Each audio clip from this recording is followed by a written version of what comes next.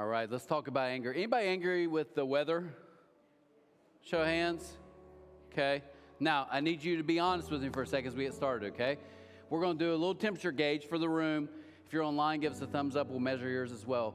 But I need a show of hands. I need you to be completely honest, okay? Go to hell for lying. I don't know if that's true. My brother told me that, my older brother. He's not really a theologian, so that may not be true. But here's what I know. In the last month, have you been angry with someone? Would you raise your hand? Okay, maybe this gets a little better. In the last 2 weeks, have you been angry with someone? Okay, that went up fast. Okay, in the last week, okay, I don't want to do it.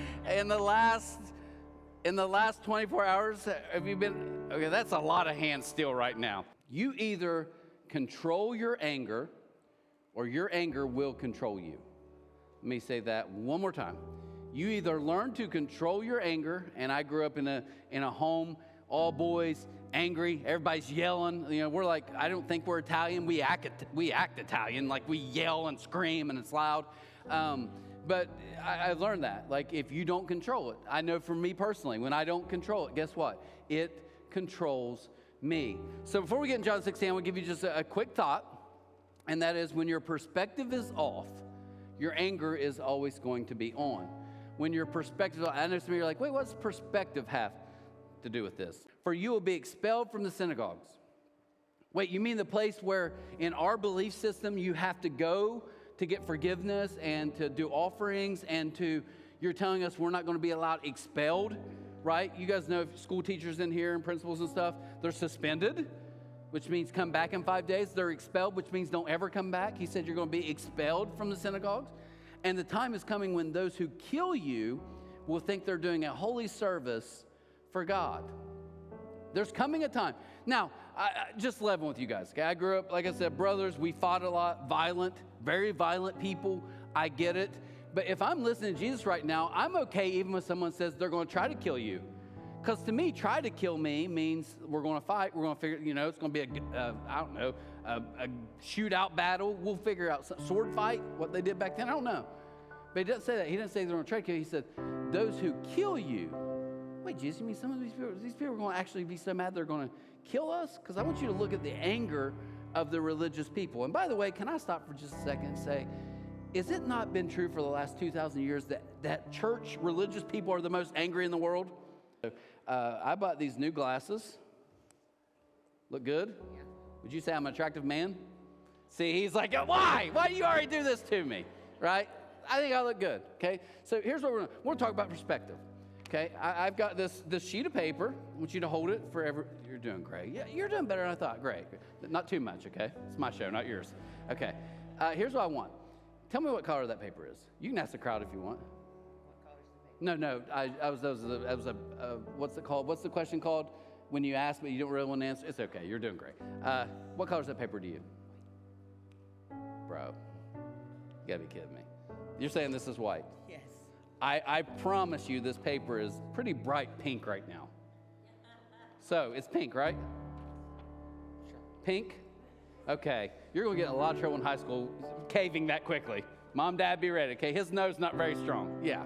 So, final call. You got to put $1 million on it. What color is that paper? White. It's pink. I will fight you on Facebook over this. Now, finally, yeah, that's what happens in our... Now, here, I know some of you are like, this is so stupid, but I want you to think about this for a second.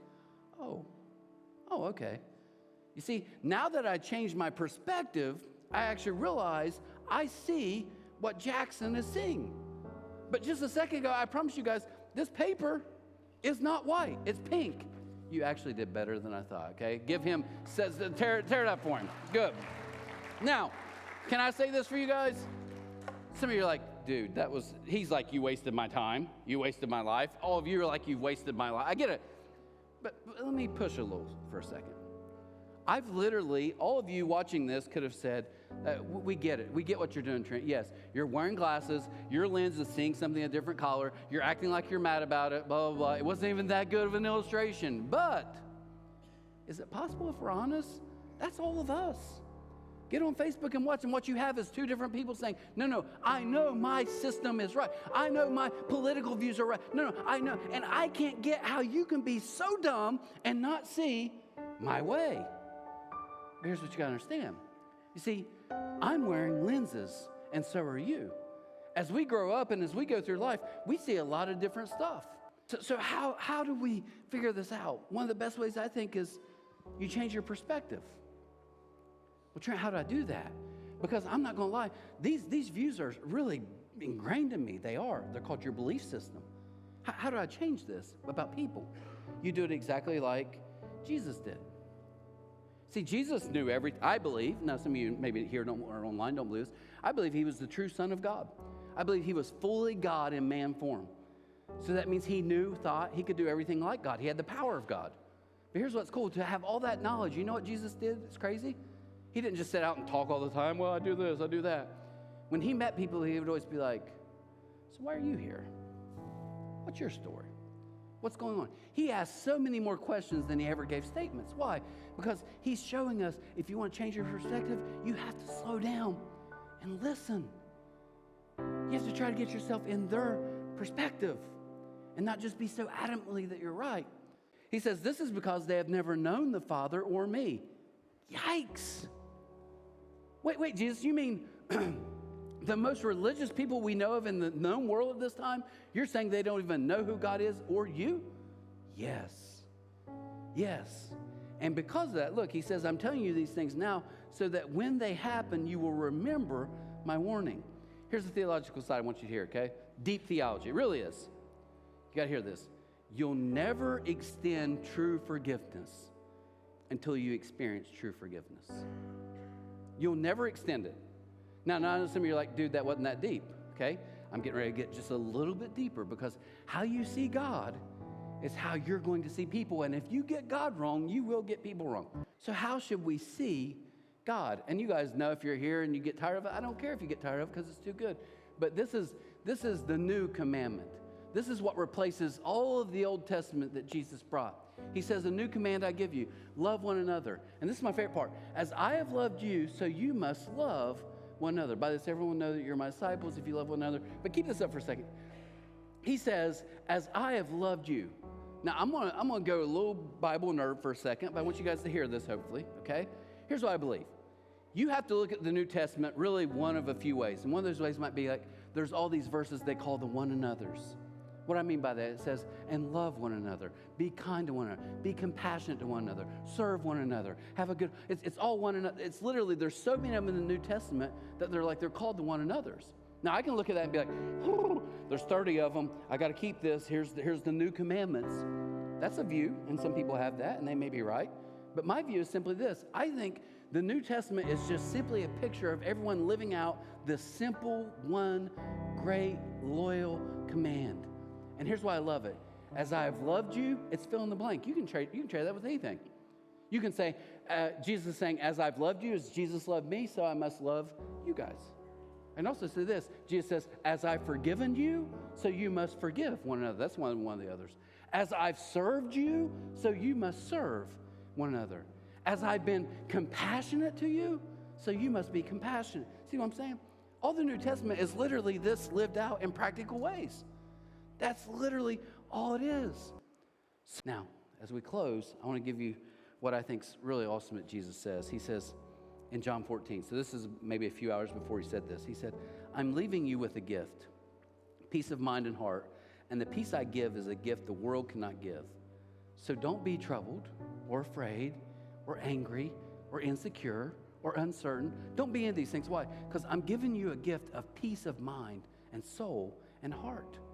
This is a gift the world can't give you. Jesus was literally saying, here's the gift. I want to give you the gift to control your anger because I don't want it to control you. That's exactly what he's telling us. The key to forgiveness today, guys, listen to me. The key to forgiveness is not trying harder. It's seeing clearer.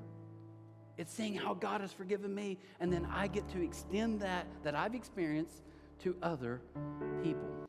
Now, as we get ready to leave, I've thought about this. I've held on to it to the end. I know what some of you are saying. You're like, I get it, Trent, but I don't want to. And let me tell you why you don't want to forgive and why you want to stay in your anger. because you believe the lie from the enemy that you're still holding on to some type of power. And if Jesus could walk in right now, he would say, listen, I love you, and you keep doing your thing if you want to, but what you think is power is actually a prison. And I don't want you in prison. I want you free. So this thing you keep holding on to, I'll show them, I'll make them pay every day. Jesus is like, you can. But what you think is keeping you with power is actually imprisoning yourself every day. It's not power. It's prison that you've created. So today, I'm going to challenge you to you do a little thinking here and think about what are your belief systems about God, about Jesus? What are your belief systems? You're watching online about maybe things have happened to you, and now if you're honest, people around you could tell you, like, you're seeing this, but it's not reality. It's a different shade of what it really is. And you need to be careful of that, because it'll not only imprison you, it'll destroy you.